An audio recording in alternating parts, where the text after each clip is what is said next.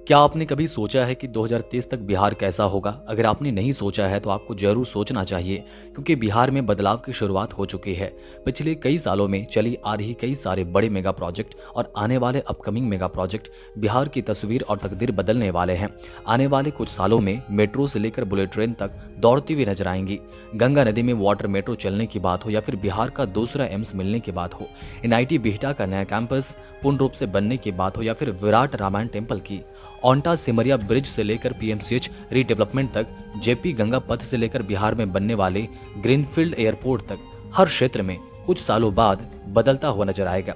इससे पहले कि जाने बिहार के बदलाव के बारे में, आप हमें कमेंट करके जरूर बताएं कि बिहार के कौन से जिले से आप इस वीडियो को देख रहे हैं। Hello everyone, this is Chandradev. अगर आप हमारे चैनल में हैं तो प्लीज चंद्रदेव जी को सब्सक्राइब करें, ताकि आप ऐसे इन्फॉर्मेटिव वीडियो से कनेक्टेड रह सकें। दोस्तों, सबसे पहले जानते हैं पटना बुलेट ट्रेन प्रोजेक्ट के बारे में, जो कि भारत की प्रस्तावित हाई स्पीड रेल योजना का हिस्सा है, जिसके तहत पटना को दिल्ली और कोलकाता से जोड़ने की योजना है। इसे व्यापक रूप से Delhi Patna Kolkata high speed corridor अथवा Varanasi Siliguri high speed rail corridor का हिस्सा माना जा रहा है। प्रस्तावित बुलेट ट्रेन लगभग 320 किलोमीटर से 350 किलोमीटर प्रति घंटे की रफ्तार से चल सकती है, जिससे पटना दिल्ली यात्रा समय घटकर करीब 4 घंटे रहने का अनुमान है। रेलवे सूत्रों के अनुसार बिहार में पटना और कटिहार में लगभग 40 फीट ऊंचाई पर एलिवेटेड स्टेशन बनाए जाने की योजना है और वाराणसी या सिलीगुड़ी से चलने के बाद ट्रेनें इन स्टेशनों पर रुकेगी। बताया जा रहा है कि इस ड्रीम प्रोजेक्ट पर होली के बाद कार्य प्रारंभ किए जाने की तैयारी है। अगली बड़ी मेगा प्रोजेक्ट है national institute of technology Patna का नया बिहटा कैंपस, यानी कि एनआईटी बिहटा, जो कि एक बड़ा और आधिकारिक रूप से प्रगतिशील प्रोजेक्ट है, जिसका उद्देश्य संस्थान की तकनीकी शिक्षा और शोध क्षमताओं का विस्तार करना है। बिहार सरकार ने 125 एकड़ भूमि का आवंटन किया है और इसका विकास प्रथम चरण में लगभग 500 करोड़ की मंजूरशुदा फंडिंग के साथ किया गया है, जिसमें निर्माण अगस्त 2022 में शुरू हुआ और पहला चरण लगभग 2500 छात्रों के लिए तैयार किया गया है। यह कैंपस आधुनिक शैक्षणिक ब्लॉक्स, प्रशासनिक भवन, हॉस्टल, लाइब्रेरी और सहायक सुविधाओं के साथ विकसित किया जा रहा है और कुल मिलाकर लगभग 6500 छात्रों की क्षमता वाला पूर्ण विकसित कैंपस बनने की योजना है। दोस्तों, बदलते बिहार की अगली बड़ी मेगा प्रोजेक्ट है Rajgir international cricket stadium and sports complex, जो कि लगभग 40 से 45 हजार दर्शक क्षमता वाला यह अंतर्राष्ट्रीय मानकों का क्रिकेट स्टेडियम 13 पिचों, फ्लड लाइट, आधुनिक ड्रेनेज, बहुमंजिला पवेलियन, मीडिया वीआईपी और खिलाड़ियों के लिए जिम मेडिकल सुविधाओं से सुसज्जित है। इसकी अनुमानित लागत विभिन्न चरणों में 750 करोड़ से 1000 करोड़ प्लस तक बताई गई है। स्पोर्ट्स कॉम्प्लेक्स में क्रिकेट के अलावा हॉकी, फुटबॉल, कबड्डी सहित लगभग 23 से 25 खेलों की सुविधाएं हैं तथा बिहार स्पोर्ट्स यूनिवर्सिटी भी स्थापित है। यहाँ अंतर्राष्ट्रीय हॉकी टूर्नामेंट जैसे 2025 एशिया कप और एशिया रग्बी अंडर 20 चैंपियनशिप सहित कई बड़े आयोजन हो चुके हैं। अब जानते हैं बिहार का दूसरा एम्स दरभंगा के बारे में, जो कि एक प्रमुख मेडिकल कॉलेज व सुपर स्पेशलिटी अस्पताल प्रोजेक्ट है, जिसे लगभग 1264 करोड़ की लागत से दरभंगा में करीब 187 एकड़ भूमि पर विकसित किया जा रहा है। इसमें 750 बेड का अत्याधुनिक अस्पताल, लगभग 100 एमबीबीएस सीटें, 60 बीएससी नर्सिंग सीटें तथा आगे पीजी और सुपर स्पेशलिटी पाठ्यक्रम शुरू करने की भी योजना शामिल है। परियोजना को 2020 में केंद्रीय मंजूरी मिली थी और वर्तमान में निर्माण कार्य प्रगति पर है, जबकि पूर्ण संचालन का लक्ष्य आगामी वर्षों यानी कि लगभग 2028 से लेकर 30 के बीच में रखा गया है, जिससे उत्तर बिहार क्षेत्र में उच्च स्तरीय स्वास्थ्य सेवाओं को बड़ी मजबूती मिलने की भी उम्मीद है। अगली बड़ी मेगा प्रोजेक्ट है पटना मेट्रो। पटना में विकसित हो रही लगभग 13,365 करोड़ की परियोजना है, जिसके फेज 1 में 2 कॉरिडोर दानापुर कैंट से खेमनीचक तक 16 किलोमीटर से भी अधिक और पटना जंक्शन से न्यू एसबीटी तक 14 किलोमीटर से भी अधिक लंबा कॉरिडोर है। इसके बीच में 24 स्टेशन प्रस्तावित है।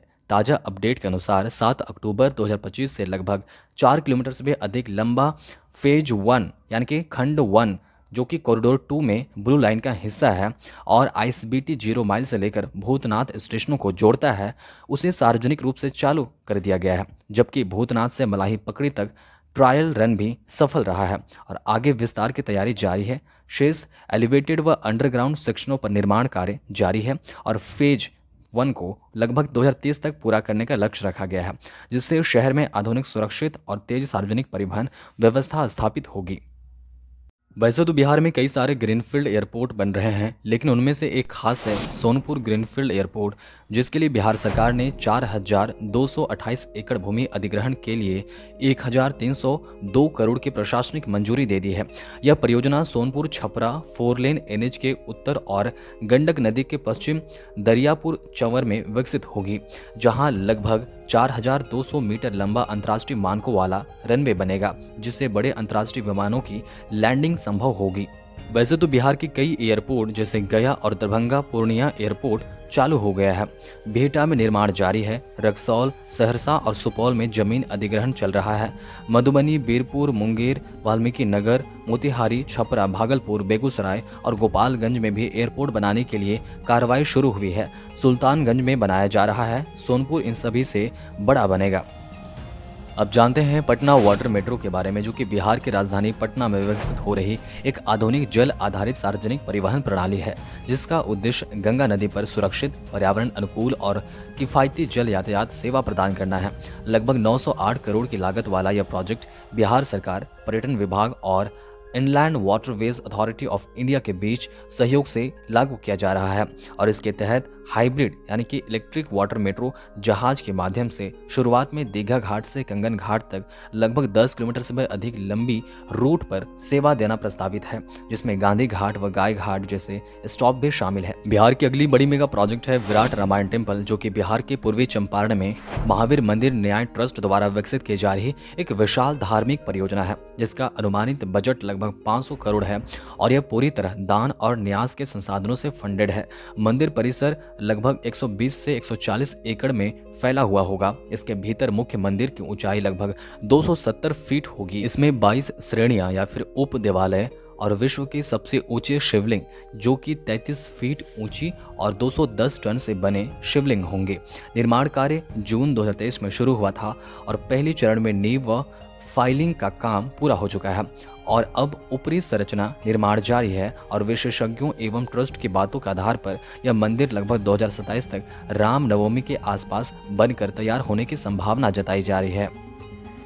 अब जानते हैं पीएमसीएच रीडेवलपमेंट के बारे में, जो कि बिहार सरकार की एक महत्वाकांक्षी योजना है, जिसका लक्ष्य इसे लगभग 5,462 बेड की क्षमता के साथ भारत का सबसे बड़ा सरकारी अस्पताल बनाना है। इस मल्टी फेज प्रोजेक्ट के अनुमानित लागत लगभग 5,540 करोड़ से लेकर 5,544 करोड़ है।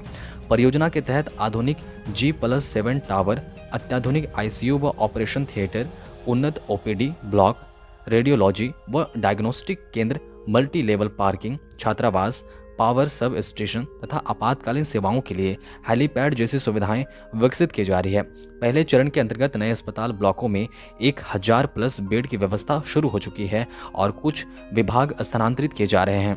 दोस्तों, बदलते बिहार के टॉप 10 मेगा प्रोजेक्ट में अगली बड़ी और लास्ट मेगा प्रोजेक्ट है रेलवे स्टेशन रीडेवलपमेंट। बिहार में अमृत भारत स्टेशन योजना के तहत रेलवे स्टेशनों के अत्याधुनिकीकरण का काम तेजी से चल रहा है। सीतामढ़ी रेलवे स्टेशन के पुनर्विकास के लिए पहले स्वीकृति 242 करोड़ में 13.76 करोड़ की बढ़ोतरी के बाद कुल लागत लगभग 255 करोड़ कर दी गई है, जिससे इसे आधुनिक सुविधाओं से लैस किया जाएगा। इसी योजना के अंतर्गत मुजफ्फरपुर जंक्शन करीब 442 से लेकर 446 करोड़ और गया जंक्शन करीब 296 से लेकर 299 करोड़ जैसे बड़े स्टेशनों पर नए भवन, एस्केलेटर, लिफ्ट, बेहतर प्लेटफॉर्म और एसी वेटिंग हॉल बनाए जा रहे हैं। थावे जंक्शन 11.75 करोड़ और पीर 35 स्टेशन 18.93 करोड़ का कार्य मई 2025 में पूरा हो चुका है, जबकि रक्सौल जंक्शन पर लगभग 54 करोड़ से काम जारी है। 2023 से 2026 के बीच में अधिकांश परियोजनाएं पूरी होने के लक्ष्य के साथ आगे बढ़ रही हैं, जिससे यात्रियों को आधुनिक, साफ सुथरे और सुरक्षित स्टेशन मिल सकेंगे। दोस्तों, बिहार के इन सारे बड़े मेगा प्रोजेक्ट के बारे में आपके क्या विचार हैं? कमेंट करके जरूर बताएं। मिलते हैं और भी इन्फॉर्मेटिव वीडियो के साथ। तब तक के लिए चंद्रदेव जून को जरूर सब्सक्राइब करें।